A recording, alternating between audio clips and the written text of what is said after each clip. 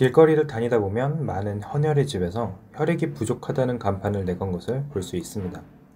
코로나19로 혈액 수급이 부족하지만 최근 4년간 폐기된 혈액이 52만 유닛이나 된다고 하는데, 매년 응고, 오염, 보관의 과정과 혈액이 헌혈에 부적합하여 버려지는 피가 굉장히 많은 것을 알고 계셨나요?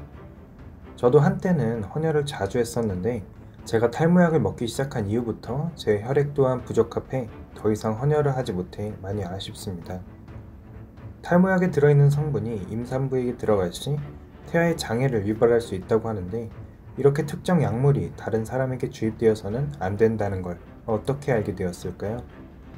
제가 먹는 프로페시아가 태아에게 악영향을 미친다는 것을 알기 전까지는 산모에게 그대로 수혈이 되었을 것이고, 기형아가 태어나는 것을 확인하고 나서야 헌혈 금지 약물로 지정이 되었을 겁니다. 이처럼 우리가 현재 누리고 있는 수혈 시스템은 많은 희생으로부터 얻어낸 값진 결과물입니다. 그렇다면 그 과정에서 어떤 희생들이 있었고 어떻게 발전되어 왔을까요? 고대의 피는 의학적 역할을 하지 않았습니다. 동물이나 사람 모두 다치면 피를 흘렸고, 피를 많이 흘리면 목숨도 잃었습니다. 혈액이 좋다는 것은 건강하다는 것을 의미했고, 반대로 핏기가 없으면 환자로 여겨졌죠.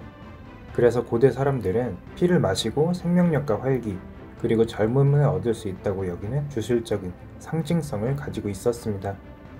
그렇게 피는 생명력을 상징하는 미지의 신비한 액체로 여겨지고 있었는데, 1628년 윌리엄 하비에 의해 더 이상 미지의 영역이 아닌 과학의 한 분야로 들어오게 되었습니다.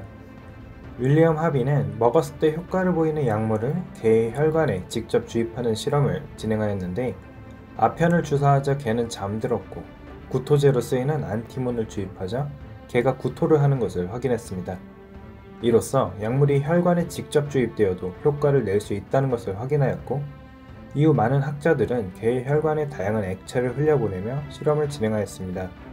그중 한 의사는 개의 피를 직접 수혈하는 실험을 진행하였는데, 일부러 피를 많이 뽑아 탈진 상태를 만든 개에게 다른 개의 피를 주입하여 활력을 되찾는 것을 확인하고, 동물은 다른 동물의 피로 살아갈 수 있다는 사실을 알게 되었습니다.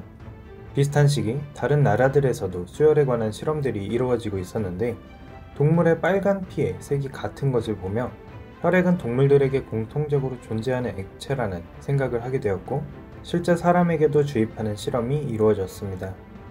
1667년 6월 원인 모를 열병을 앓고 있던 15세 소년을 대상으로 비교적 온순한 동물인 어린 양의 혈액을 최초로 수혈하였는데, 수혈 후 소년은 사망했고, 가톨릭 교황은 수혈 금지 칙령을 내리게 되어 오랜 기간 수혈은 이루어지지 않았습니다. 그 후 약 150여 년이 지나서야 런던의 산부인과 의사 제임스 브런델에 의해 수혈은 세상에 다시 나오게 되었습니다. 브런델은 출산 이후 많은 피를 흘리곤 죽어가는 수많은 환자들을 직접 목격했고, 피를 흘린 만큼 보충해주면 좋겠다는 생각을 하게 됩니다. 그는 여러 차례 실패를 하기도 했지만 사람의 피를 수혈해 환자를 살리는 데 성공을 했고, 약 11년간 10번의 수혈을 시도해 그 중에 5명을 살리게 되었습니다. 이를 본 많은 의사들은 수혈이 과연 진짜 사람을 살리는 데 도움이 되었는지에 대한 갑론을박이 펼쳐짐과 동시에 많은 사람들에게 수혈이 이루어졌습니다. 그런데 그때는 혈액형이라는 것을 몰랐고, 운이 좋으면 살고 운이 나쁘면 혈액이 응고되어 죽었죠. 그러던 중 오스트리아의 병리학자 란트 스타니어에 의해 혈액형이라는 것이 밝혀지게 됩니다. 어느 날 다양한 피 샘플들은 시험관에서 섞어보다가 어떤 피들은 서로 엉겨붙지만 어떤 피들 사이에서는 아무런 반응이 일어나지 않았는데요.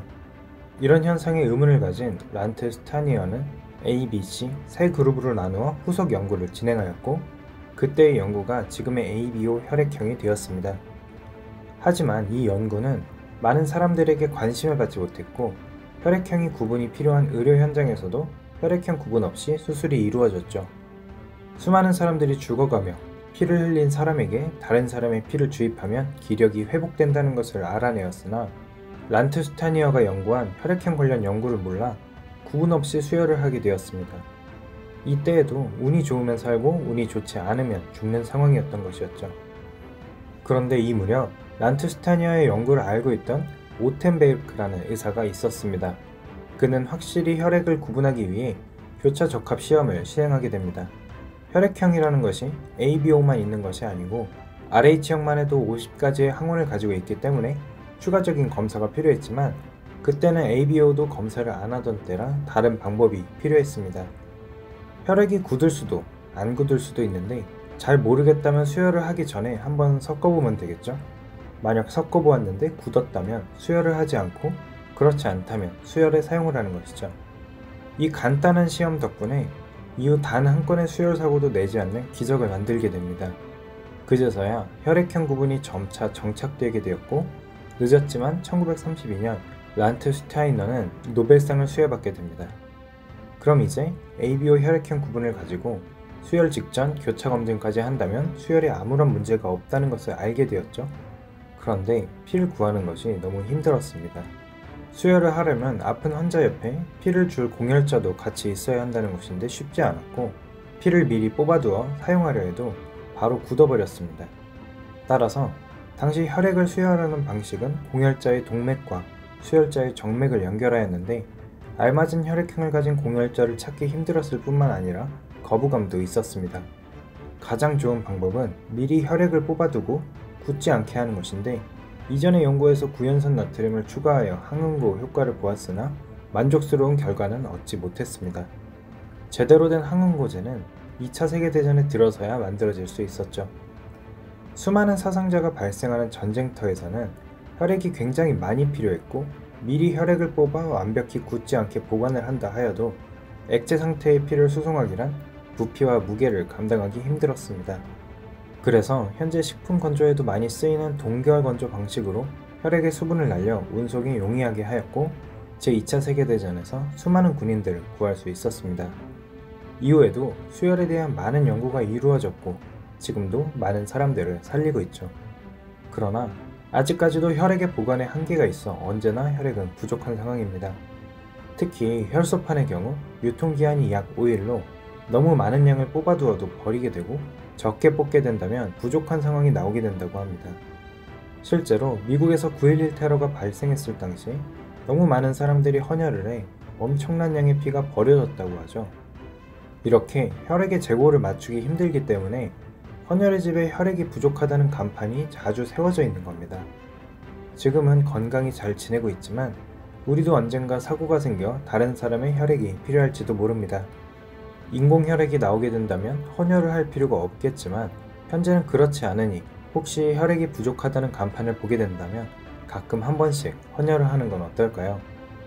헌혈을 하지 못하는 제가 이런 말 하기는 좀 그렇지만 저도 머리카락을 포기할 수 있을 때가 된다면 약을 끊고 헌혈에 동참하겠습니다. 그럼 오늘 영상은 여기까지입니다. 다음번엔 더욱 흥미로운 주제로 다시 찾아뵙겠습니다. 감사합니다.